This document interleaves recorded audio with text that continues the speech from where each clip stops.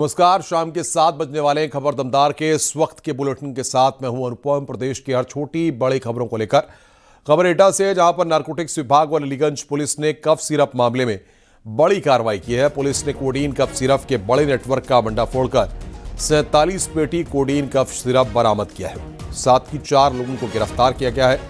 फरार आरोपियों की तलाश जारी है।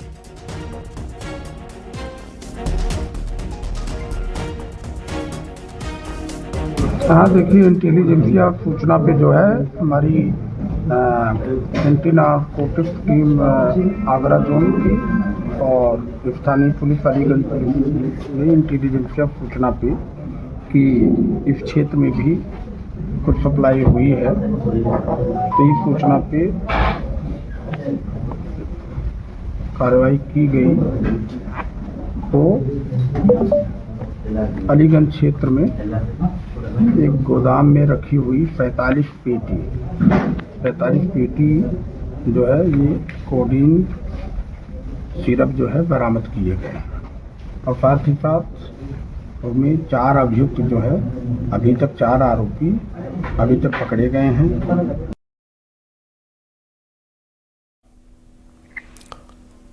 अमेठी में प्रतिबंधित कोडीन युक्त कफ सिरप की अवैध बिक्री का मामला सामने आया। ड्रग विभाग ने विशेष अभियान के तहत तिलोई क्षेत्र में 2 मेडिकल स्टोरों पर छापेमारी कर भारी मात्रा में कोडीन कफ सिरप की अवैध सप्लाई का खुलासा किया है।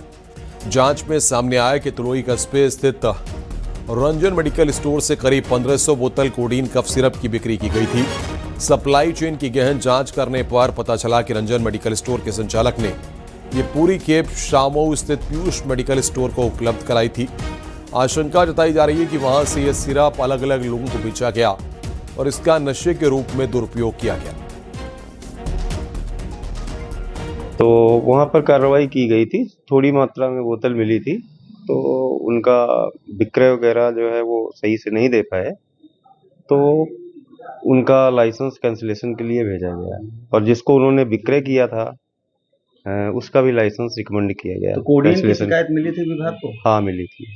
पूरे प्रदेश में इस समय इसको लेकर के हंगामा हुआ है। जिले में आपके स्तर पर क्या कार्रवाई अभी इसमें की गई है? जिले में अभी तो हमारे यहाँ 1500 बोतल मिली थी और अनियमितता पाई गई है ना, तो उसमें विभागीय कार्रवाई के लिए रिकमेंडेशन कर दिया गया। लगातार आप फील्ड में भ्रमणशील हैं, कई दुकानों को आपने पत्र जारी किया, तो किसी तरीके की चेतावनी जारी किए हैं? हाँ, चेतावनी जारी की है। इधर कफ सिरप मामले में जौनपुर से बड़ी खबर आ रही है। पुलिस को भोला जायसवाल की रिमांड मिली है। कोर्ट से 14 दिन की जौनपुर पुलिस को रिमांड मिली है। सोनभद्र जाकर मामले में पूछताछ करेगी पुलिस। फरार शुभम जायसवाल का पिता है भोला जायसवाल। तो बड़ी खबर यहां पर हम आपको बता रहे हैं, फरार शुभम जायसवाल का पिता है भोला जायसवाल। पुलिस को यहां पर रिमांड मिली है। कोर्ट से 14 दिन की जौनपुर पुलिस को रिमांड मिली है। सोनभद्र जाकर मामले में पूछताछ करेगी पुलिस।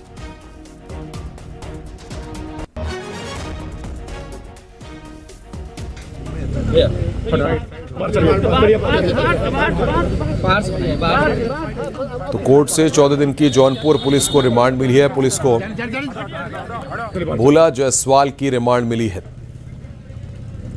14 दिन की जौनपुर पुलिस को रिमांड मिली है। कफ सिरप मामले में जौनपुर से खबर हम आपको बता रहे हैं और ये 3 तस्वीरें इस वक्त आप देख रहे हैं। पुलिस को भोला जायसवाल की रिमांड मिली है। जौनपुर, एटा और अमेठी की 3 तस्वीरें इस वक्त आपकी स्क्रीन पर। भोला को रिमांड मिली और 47 पेटी सिरप बरामद हुआ। 1500 शीशी पकड़ी गई अमेठी में, ये हम आपको बता रहे हैं।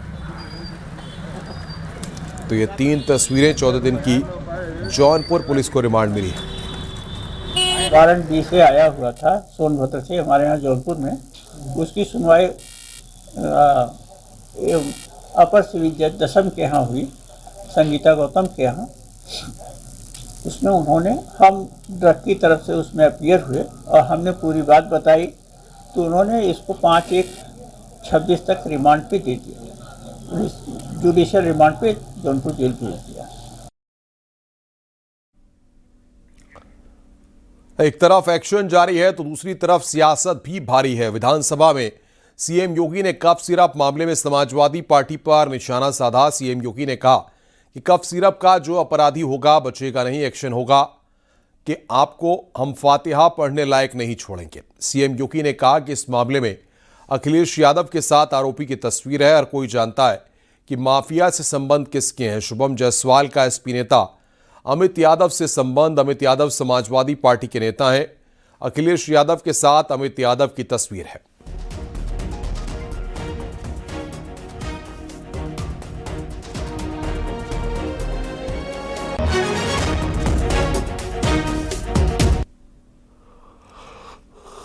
क्योंकि सर कोई भी बचने नहीं पाएगा।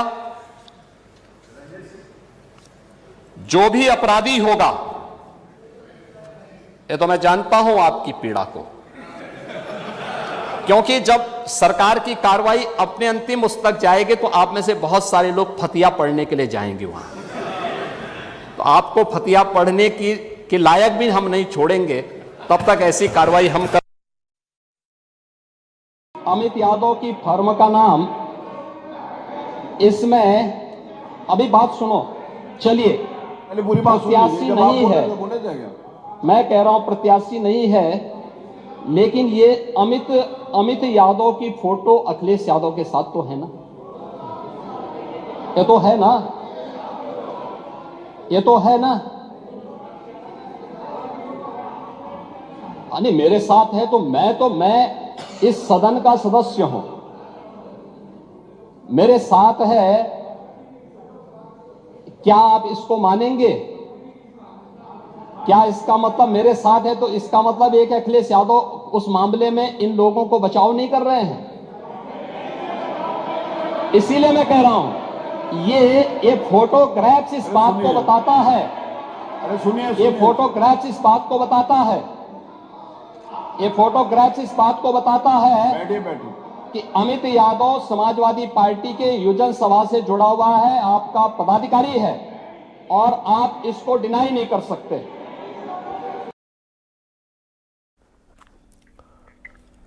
कफ सिरप मामले में एसआईटी रिपोर्ट में बड़ा खुलासा हुआ है। सूत्रों के मुताबिक विभोर राणा को 2016 में लाइसेंस मिला था। विभोर राणा कफ सिरप तस्करी का मास्टरमाइंड है।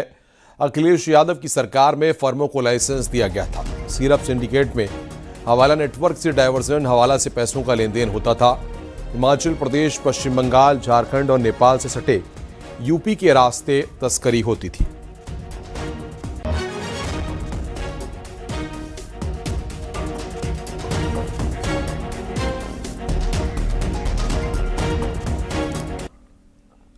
आगे बढ़ते हैं। बुलंदशहर N91 मां बेटी से गैंगरेप के मामले में आज दोषियों की सजा का ऐलान हो गया। मामले में 5 दोषियों को उम्र कैद की सजा हुई है। साथ ही कोर्ट ने जुबैर, साजिद, धर्मवीर, सुनील, नरेश पर 1,81,000 का जुर्माना भी लगाया है। बता दें कि 28 जुलाई 2016 को आरोपियों ने परिवार को बंधक बनाकर मां बेटी से गैंगरेप किया था। पुलिस कस्टडी से कोर्ट आने के बाद आरोपी जुबैर ने मीडिया में फेमस होने की बात कही। पॉक्सो कोर्ट ने 5 आरोपियों को दोषी ठहराया था।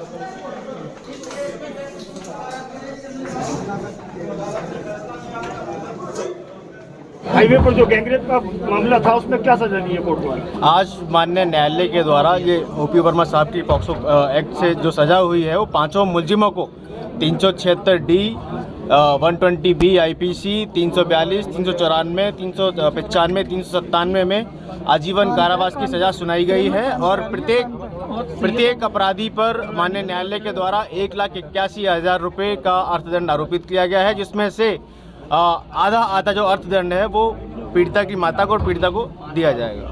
बाकी सर, किस तरह के साक्ष्य रखे गए थे आप लोगों के द्वारा? इसमें कुल 25 गवाह माननीय न्यायालय के समक्ष अभियोजन के द्वारा पेश किए गए थे और 169 जो अभियोजन प्रपत्र हैं वो साबित किए गए थे और जो सबसे बड़ा अहम जो मजबूत जिससे बल मिला है मुकदमे को वो DNA मैच था। अच्छा वरुण जी, ये कितने दिन में फैसला आया है और जो पीड़ित परिवार है उसने क्या बात बताई है? इसमें 11/4/17 को चार्ज फ्रेम हुआ था और तब से लगातार ये मैटर आज तक ऑन था और आज इसमें माननीय न्यायालय के द्वारा फैसला लिया गया है जिसमें आजीवन कारावास की सजा हुई। करीब 9 साल। नेशनल हाईवे 91 पर हुए गैंगरेप मामले में आज यहाँ कोर्ट में फैसला सुनाया गया है। ये पॉक्सो कोर्ट है, हम कोर्ट के बाहर मौजूद हैं। यहाँ इसी कोर्ट से आज 5 आरोपियों को सजा सुनाई गई है और ये जो 5 आरोपी थे माँ बेटी से गैंगरेप के आरोप में इन सभी को आजीवन कारावास की सज़ा सुनाई गई है। साथ ही प्रत्येक आरोपी पर 1,81,000 रुपये का अर्थदंड भी लगाया गया है। आपको बता दें, जिस तरीके से नेशनल हाईवे पर साल 2016 में माँ बेटी के साथ गैंगरेप हुआ था, उसके बाद से ही लगातार कोर्ट में सुनवाई चल रही थी।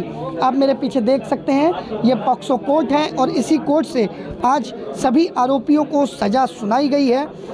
जबकि इस मामले में कुल 11 आरोपियों के खिलाफ तत्कालीन पुलिस ने जो है मुकदमा दर्ज किया था। और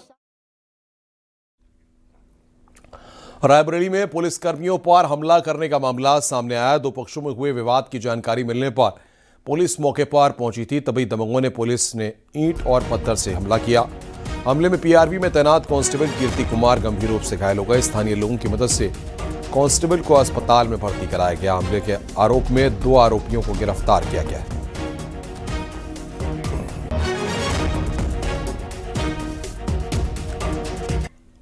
महोबा के खरेला कस्बा के कौलाहा डेरा में ग्रामीणों का सार्वजनिक रास्ता एक व्यक्ति ने बंद कर दिया, जिससे लोगों को काफी परेशानियों का सामना करना पड़ रहा है। रास्ता बंद होने के कारण बच्चों की पढ़ाई और रोजमर्रा की गतिविधियां प्रभावित हो रही हैं। ग्रामीणों ने कई बार थाना, तहसील और राजस्व टीम को शिकायत दी, लेकिन कोई कार्रवाई नहीं हो पाई। रास्ता बंद होने से लोगों को स्कूल, बाजार और अस्पताल तक पहुंचने में करीब 4 से 5 किलोमीटर चलना पड़ रहा है। ग्रामीणों ने डीएम से गुहार लगाई है कि रास्ता खोला जाए। किसान का कहना है कि ये हमारा बूंदरी खेत है, हम यहाँ से किसी को नहीं निकलने देंगे, जबकि वो रास्ता 50 वर्षों से बराबर चलती आ रही, चकबंदी पूर्व से, और वो खेत हमारे नाना जी का था। और उन्होंने, उनके लड़के ने, यानी हमारे चचेरे मामा ने उन लोगों को, दमंग व्यक्तियों को बेच दिया करीब 2010-11 में। फिर भी रास्ता चलती रही और 2023-24 में सरकारी पुल बन गया। उसके बाद उन्होंने रास्ता बंद कर दी, अब निकल नहीं पा रहा। खबर मुरादाबाद से है, जहां पर बुर्का पहनी हुई महिला के साथ बीच सड़क पर मारपीट करने का वीडियो सामने आया। हेलमेट लगाए एक युवक वीडियो में बुर्का पहनी हुई महिला को पीटते हुए दिखाई दे रहा है। जानकारी के मुताबिक वीडियो में थप्पड़ मारते हुए युवक महिला का पति है।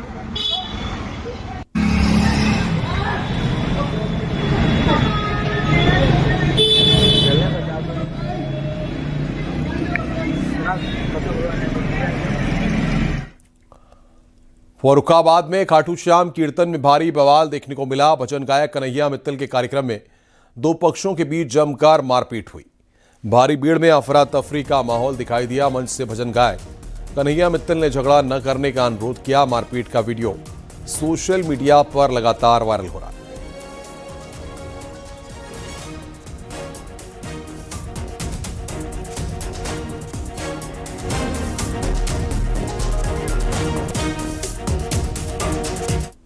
खबर प्रतापगढ़ से है, जहां पर मासूम बच्ची के साथ रेप मामले में व्यापारियों का आक्रोश बढ़ गया है।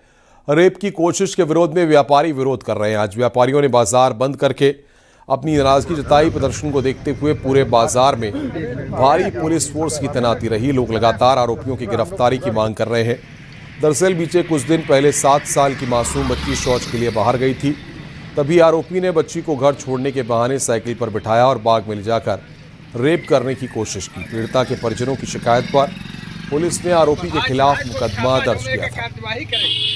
पढ़ाई चढ़ाई के छापिल जाए खाकर मुसलमान लोग यहाँ बहुत बढ़िया बस एकदम जान नहीं। मिर्जापुर से खबर, कफ सिरप के अवैध कारोबार का बड़ा खुलासा हुआ है। दिलाड़ थाना पुलिस ने कार्रवाई करते हुए 2 आरोपियों को गिरफ्तार किया, जो बिना नियमित दवा दुकान संचालित किए झारखंड से भारी मात्रा में सिरप की अवैध बिक्री कर रहे थे। पुलिस ने इस मामले में नशीले पदार्थों के अवैध कारोबार से संबंधित धाराओं में मुकदमा दर्ज किया है। जांच में सामने आया है कि रांची से आरोपी की फर्म निहाल डिस्ट्रीब्यूटर्स के नाम पर लगभग 23,000 शीशी न्यू फेंसाडेल कफ सिरप की आपूर्ति की गई थी। वहीं फर्म के रजिस्ट्रेशन, ड्रग लाइसेंस और बैंक में लगे आधार कार्ड का भी पता अलग अलग मिला है।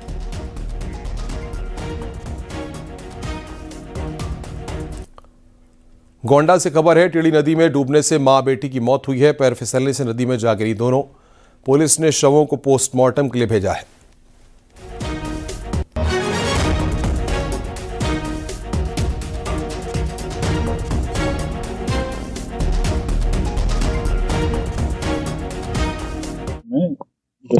एक महिला की और एक बालिका की जो है टेढ़ी नदी में डूबने से मृत्यु हुई है। जैसा बताया गया कि उनकी महिला जो है और बच्ची जो है कृषि कार्य में लगे हुए उनके परिवार को खाना देने जा रही थी और अचानक जो है किसी दुर्घटनावश इनकी मतलब 2 बच्चे साथ में थे और एक तो बच्चा घायल हुआ, लेकिन सुनीता नाम की महिला जो 40 वर्ष की है और अंशु नाम की बच्ची जो कि 8 वर्ष की, इन दोनों की दुखद मृत्यु हो गई है। एसडीएम एवं अन्य अधिकारीगण द्वारा जो है मौके पर जाकर के और सभी चीज़ों का जो है निरीक्षण किया गया तथा परिवार को आश्वासन दिया गया, जो भी राजकीय सहयोग अन्य सहयोग का आश्वासन दिया गया तथा हम लोग जल्दी से जल्दी उनको जो भी शासकीय क्षतिपूर्ति और जो भी मुआवजे आदि का कार्रवाई कराएंगे। हाथरस से खबर है, चलती कार में अचानक आग लगी है। कार ड्राइवर ने कूदकर जान बचाई। स्थानीय लोगों की मदद से आग पर काबू पाया गया है। ये तस्वीरें इस वक्त हम आपको दिखा रहे हैं। ड्राइवर ने कूदकर अपनी जान बचाई है।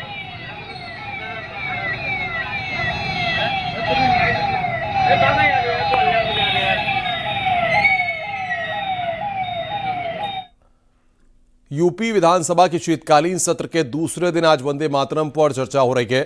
सीएम योगी आदित्यनाथ ने सदन को ऐतिहासिक तथ्यों और राष्ट्रभक्ति की भावना के बारे में जवाब दिया। सीएम योगी ने वंदे मातरम के इतिहास, इसके स्वाधीनता संग्राम में योगदान की चर्चा की। इतना ही नहीं, उन्होंने कांग्रेस की तुष्टीकरण नीति के कारण इसे खंडित करने की बात को भी उठाया। उन्होंने कहा कि राष्ट्रगीत केवल एक गीत नहीं बल्कि भारत की आत्मा का स्वर है और इसके साथ किया गया समझौता राष्ट्र विभाजन का एक कारण भी बना। सीएम योगी ने कांग्रेस पर तीखा प्रहार किया। उन्होंने कहा कि स्वतंत्रता से पहले अंग्रेजों का विरोध करने वाली कांग्रेस भी वंदे मातरम के सामने झुकती नजर आई। तुष्टीकरण की राजनीति के कारण मूल 6 छंदों वाले गीत को केवल 2 छंदों तक सीमित कर दिया गया। पहले इसे मजहब से कोई खतरा नहीं था, लेकिन कुछ लोगों ने राजनीतिक स्वार्थ के लिए इसे इस्लाम विरोधी करार दिया।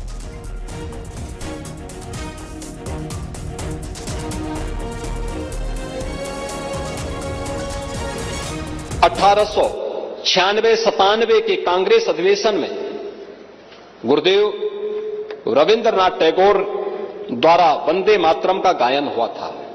एक कांग्रेस का अधिवेशन था जो उस समय देश की आजादी का एक सबसे बड़ा मंच था और 1922 तक हर कांग्रेस अधिवेशन की एक परंपरा रही।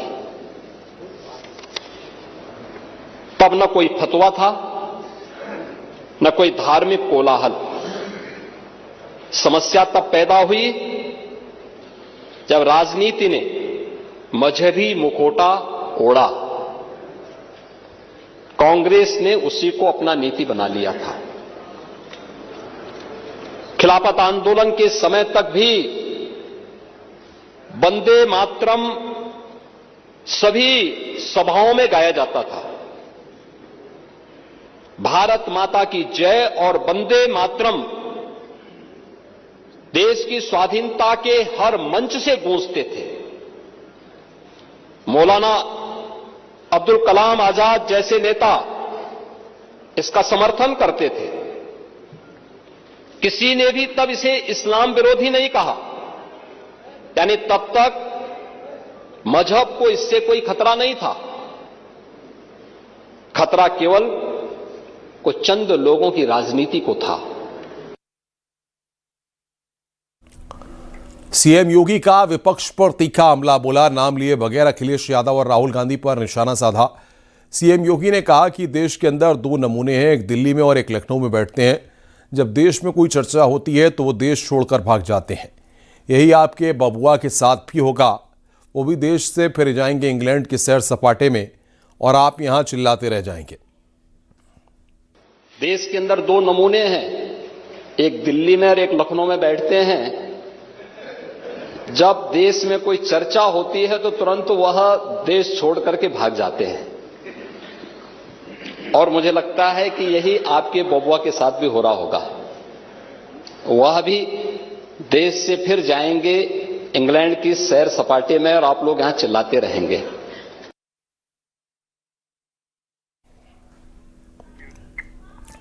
योगी के नमूने वाले बयान पर सदन में नेता प्रतिपक्ष माता प्रसाद पांडे ने भी पलटवार किया है। जी सदन के सम्मानित नेता हैं, वहीं पर आपने किया ना, तो आपने और कभी कभी समाप्त कर दिया, उसका उत्तर आ गया। उनकी वाणी ऐसी निकलती है जो उनके अनुरूप नहीं रहता। अभी आपने कहा 2 नमूने हैं, एक समाजवादी पार्टी, एक तो उन्होंने किसी का नाम तो लिया नहीं। ये नमूने नहीं है, अपने ऊपर कैसे समझ? ये नमूने नहीं है, ये विधानसभा में वित्त मंत्री सुरेश खन्ना ने अनुपूरक बजट पेश किया। 24,000 करोड़ का बजट पेश किया गया। विधान परिषद में भी अनुपूरक बजट पेश किया गया। Industrial development, power sector, health welfare, medical education और गन्ना और चीनी मिल के लिए बजट जारी किया गया। अनुपूरक बजट का आकार मूल बजट का 3.3% है। 8,08,000 करोड़ रुपए का मूल बजट था।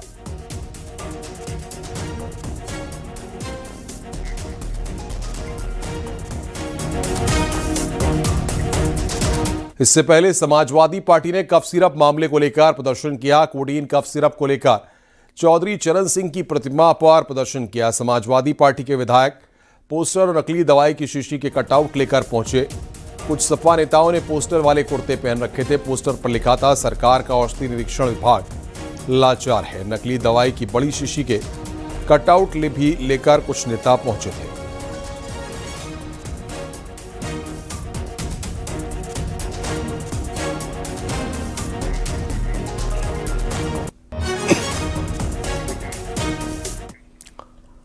संगम की पावन धरती पर 3 जनवरी 2026 से पौष पूर्णिमा के स्नान पर्व के साथ माघ मेले की शुरुआत होने जा रही है, लेकिन मेले से ठीक पहले जमीन आवंटन को लेकर विवाद खड़ा हो गया है। बड़ी संख्या में ऐसे साधु संत हैं जिन्हें अब तक शिविर लगाने के लिए जमीन आवंटित नहीं हो सकी है। इससे नाराज साधु संतों ने प्रयागराज मेला प्राधिकरण कार्यालय के बाहर दरी बिछाकर धरना शुरू कर दिया।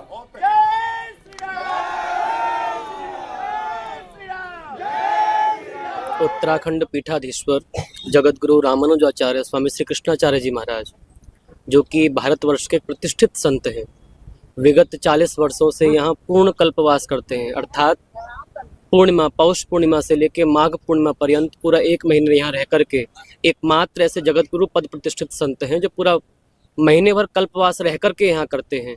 और अकेले नहीं करते हैं, देश भर के हजारों श्रद्धालु उनके साथ में रहते हैं, जो कि पूरे महीने भर यहाँ रहते हैं, कल्पवास करते हैं, साधना करते हैं, सत्संग करते हैं और नए नए संस्कार जो कि सनातन धर्म को पुष्ट करने वाले हैं, उनको अपनी नई पीढ़ी को प्रदान करने का कार्य करते हैं। महोबा में वन विभाग की टीम ने लकड़बग्घे को पकड़ने में सफलता हासिल की है। ग्रामीणों ने वन विभाग की टीम को गांव में लकड़बग्घे के घूमने की जानकारी दी थी। रेंज ऑफिसर राजू श्रीनिवास ने लकड़बग्घा को पकड़ने के लिए टीम का गठन किया था।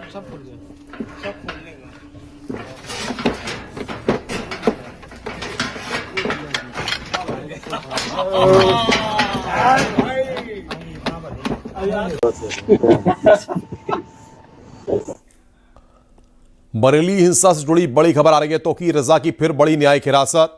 24 दिसंबर तक न्यायिक हिरासत बढ़ाई गई। वर्चुअल कोर्ट में तौकीर की हुई पेशी। मौलाना तौकीर रजा फतेहगढ़ सेंट्रल जेल में निरुद्ध हैं। 27 सितंबर को मौलाना तौकीर रजा को गिरफ्तार कर जेल भेजा गया था। मौलाना तौकीर रजा समेत 5 दर्जन आरोपियों की न्यायिक हिरासत बढ़ी है।